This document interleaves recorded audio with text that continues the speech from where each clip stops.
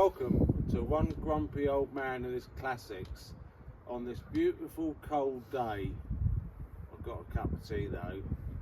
Cheers. I would say this is a Christmas special, but it's not. It just so happens that my videos come out on a Thursday, so Christmas Day. yeah, Christmas Day. So yeah, not Christmas special. Just anyway. Jingle bells, driving home for Christmas.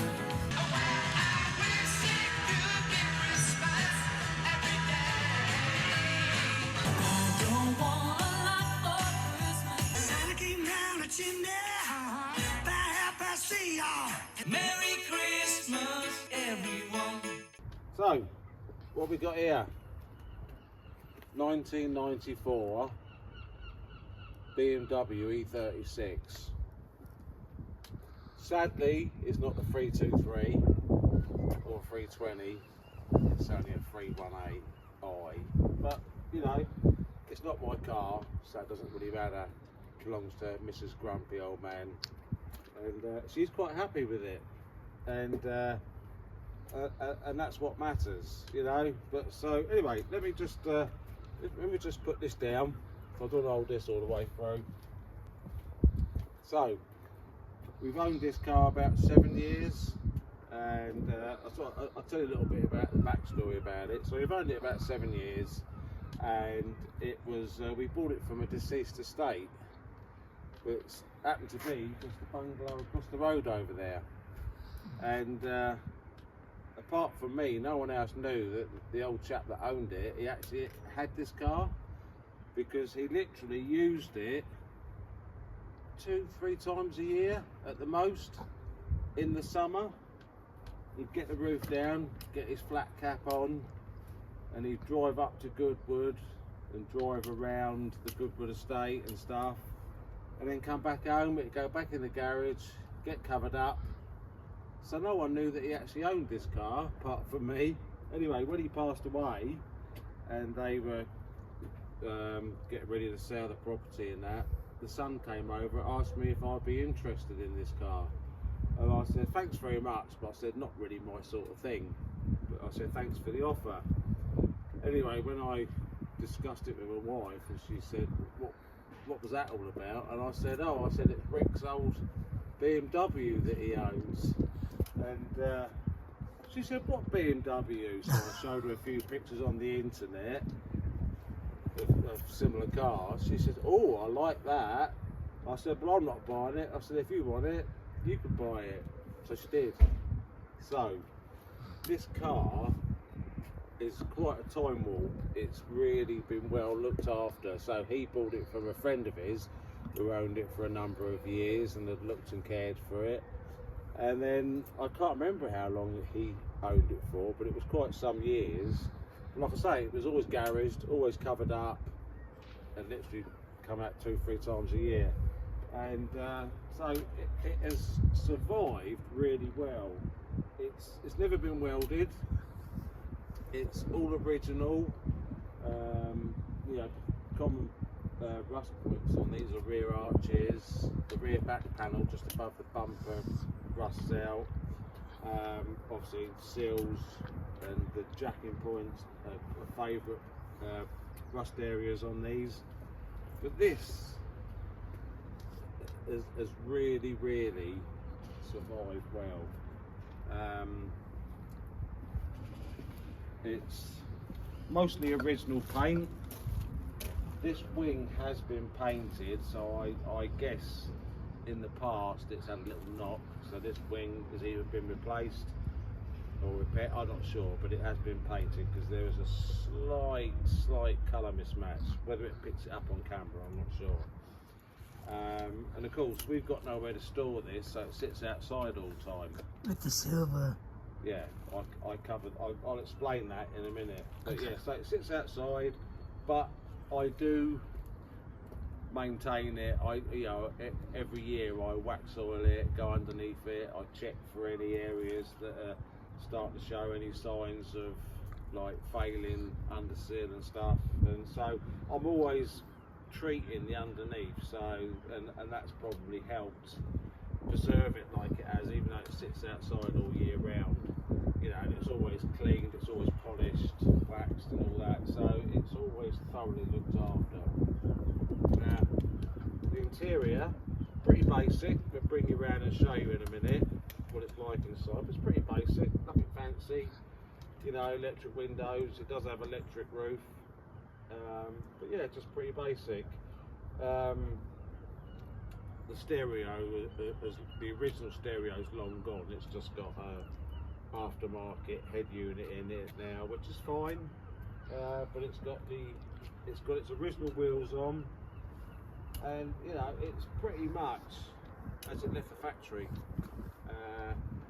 But put the roof up a bit, you can see that. But I did treat it to a new roof because the original roof was getting very it was deteriorating, it faded, and it was getting pretty, you know, it was spoiling the look of the car. So I did treat it to a new roof and headlining, but that comes at a cost. I mean, that was 2.5 years ago, I want to say, and that cost me £2,025 to have a new roof and headlining. I mean, they made a fantastic job of it. You know, and as we know, convertibles, they leak, but since I've had a new roof put on it, it is really watertight. So yeah, that's it. I mean, I think, me personally, I think this is the best colour. This, I think it's Boston green, they call it. Probably doesn't show so much now on camera. So like, cameraman's yawning. That's why I'm laughing. I'm probably boring him, but never mind. You always are. Yeah, but when the sun's out, this green really, you know, comes into its own. Stands you know, out. It does. It comes into its own. It's got really nice metallic finish to it, and it's really a really nice colour. So, should we have a look under the bonnet? We'll have a look under the bonnet, have a look at the little tiny engine that's in there, you know. I mean, some of my cars, the starter motors are bigger than the engine in this.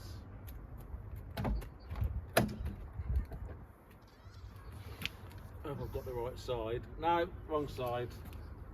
That's the first fail. I mean, look at this. I mean, you know, look at the size of these doors. I mean, it's just like, you know, it's convertible, right? It's a convertible, but it's a two-door. But the doors are massive on this, and they're really heavy, you know. And it's all really solid, you know. It's just everything shuts like a proper old car does, you know. So it's out in the bonnet.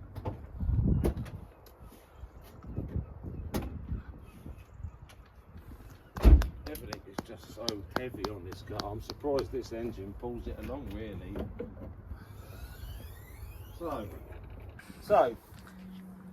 not a lot to look at, really. You know, it's just a little tiddler, this engine, and yeah, you can see by the size of the fan shroud.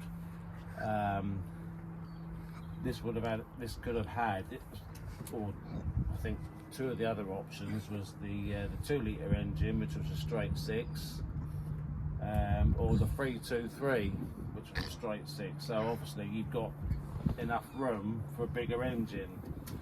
And if I'm honest, the old BMW straight 6 engines, they were just glorious. Always sounded nice as well. So yeah, so nothing really much to look at in here, you know, just got a little 4-banger in there. That's it really. It's got a BMW immobiliser on it, which has been disconnected because they just give you nothing but aggro any alarm, so that's not active anymore. Not that people take any notice of car alarms, but yeah, so nothing to look at really under here. It's quite tidy, could do with a good clean actually. But yeah, that's it. So we'll take you to the important part, the inside. Shut that up. So would you like to have a come round and have a look inside, sir? Sir, that's better than what you call me normally.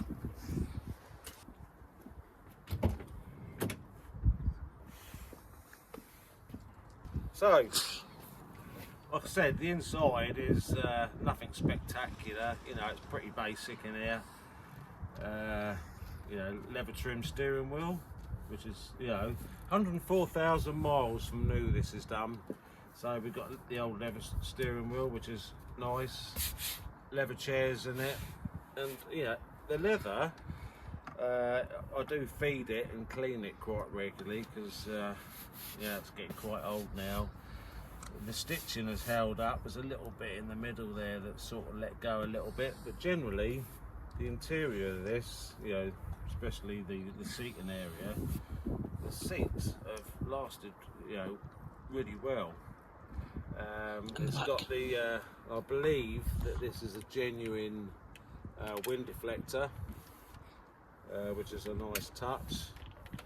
And then you've got the... Not that I use that because, you know, I ain't got any air these days to worry about messing up. So, but I think when you're driving a convertible, I don't really get it. You know, you've got the roof down, but you've got people have got this up. They've got the windows up.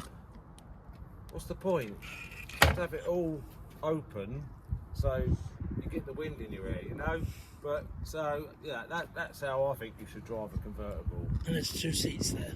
Yes, it's a 4-seater, but How do you take this off? well, it unclips. You can unclip it and take it off.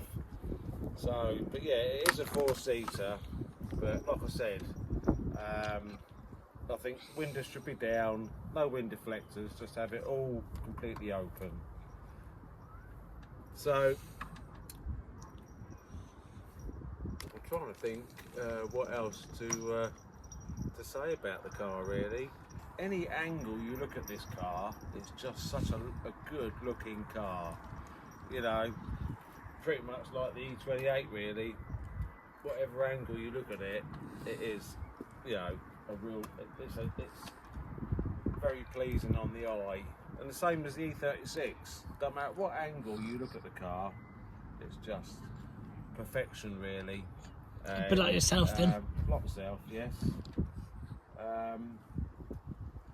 And you know, and I think, you know, this era of BMW, personally, I think was their finest. You know, the E28, the E36, E34 even, they're a good car. E32, you know, that era of cars, BMWs, even the E30, you know, that was like sort of, for me, that's like a golden era with BMW.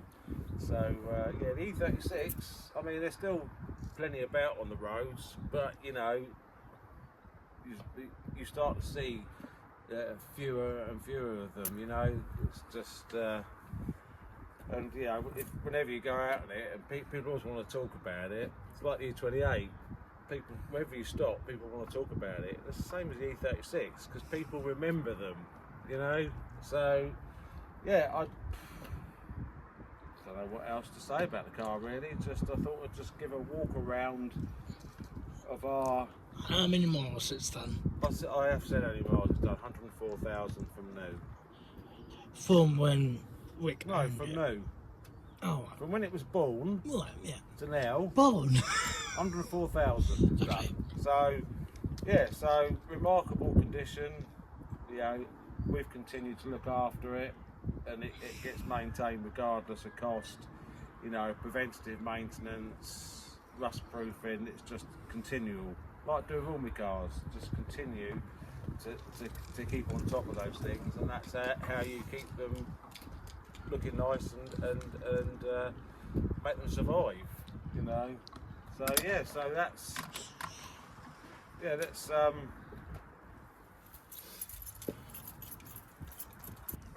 just a short video for today. Just wanted to put something out there for Christmas Day. So like, subscribe, do appreciate it. Hope you have a brilliant day. I will see you in the new year at some point, not absolutely 100% sure when, because I've got to organise getting the Viking over here, and I haven't made a plan for that yet. and once I get it here I need to sort of go round it and see what parts I'm going to work on first and what bits I'm going to need. So I need to do a plan of action for that. So yeah, hope you have a brilliant Christmas and a brilliant New Year, and I'll see you soon. Bye.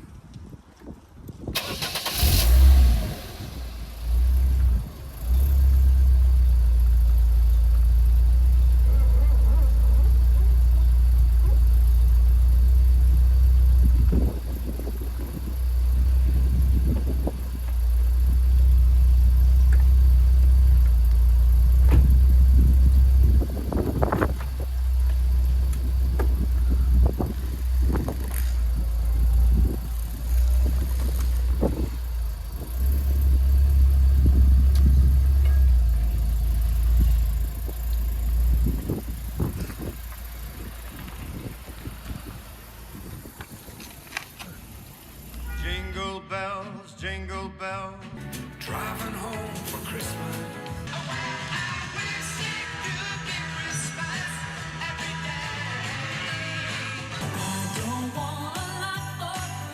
Santa came down the chimney by 3:30. Merry Christmas.